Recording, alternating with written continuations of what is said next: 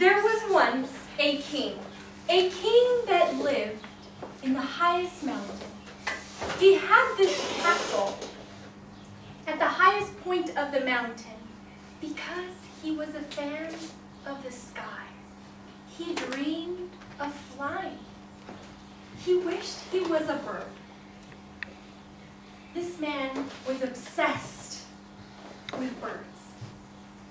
And in fact, even though he was a little crazy about birds, he was an actually fearless man. He was a warrior. He was well respected by those near his kingdom. And in fact, people gave him gifts as a demonstration of their peace to him. And he happily took the gifts. However, he had his favorite gifts. He loved it when people would give him falcons. They all knew they were his favorite type of bird. And this man liked these birds because these were fearless, very strong hunters.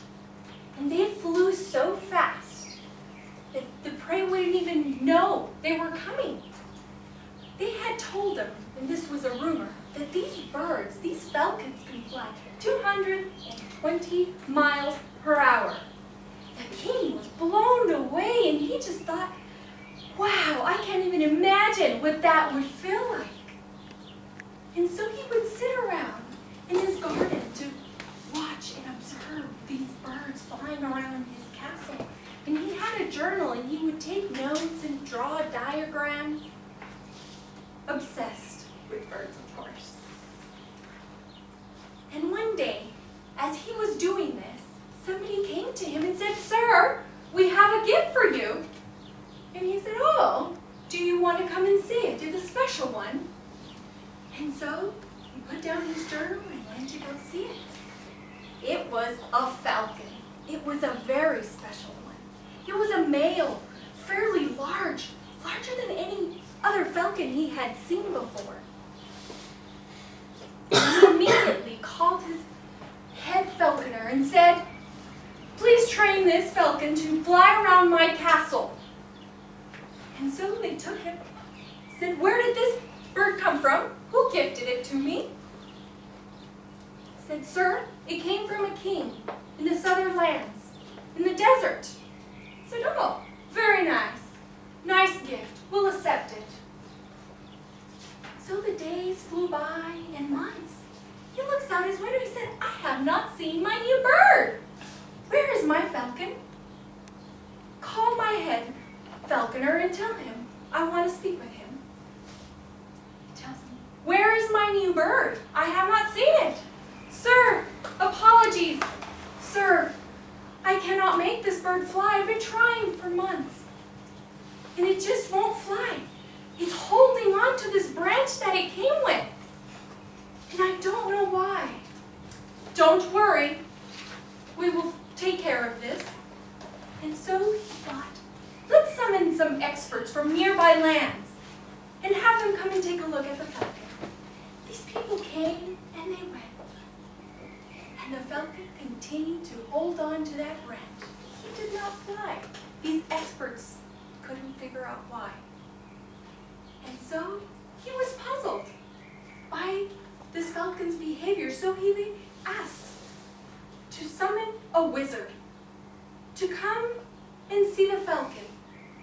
Looked at the falcon, tried his potions and his magic, and the falcon continued to do is hold on to that branch.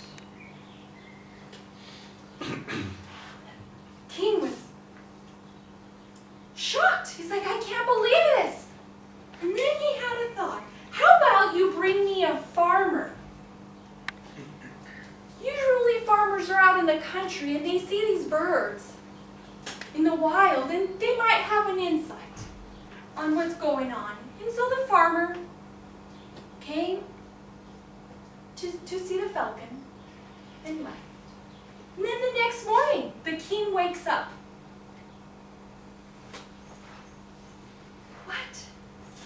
out his window, and guess what he saw? His new falcon flying, soaring through the sky above his garden. He was amazed, very happy. So media calls, "Who was the doer of this miracle? Please bring him to me." And so they go and get the farmer and they bring him. Put him in front of the king, and the king begins to speak. "I am very amazed by your abilities. Have you know, we have had experts and wizards trying to make this falcon fly, and they were unsuccessful. But you were able to make this falcon fly. How did you do this?" And so the farmer bowed to the king, said, "Your Highness, it was very easy. I simply cut the branch down, and the falcon flew. You see, sir, this was a very unusual falcon. I know that it looked fearless and very strong, but I think it was afraid of its new environment. Your staff had mentioned that this falcon had come from the desert area, and now you have brought it to the highest point of land. And it was afraid, and it was holding on to what it was familiar with." The king was amazed at this farmer's ability to analyze a situation. He gifts this farmer gold and land because he was so grateful that this falcon was freed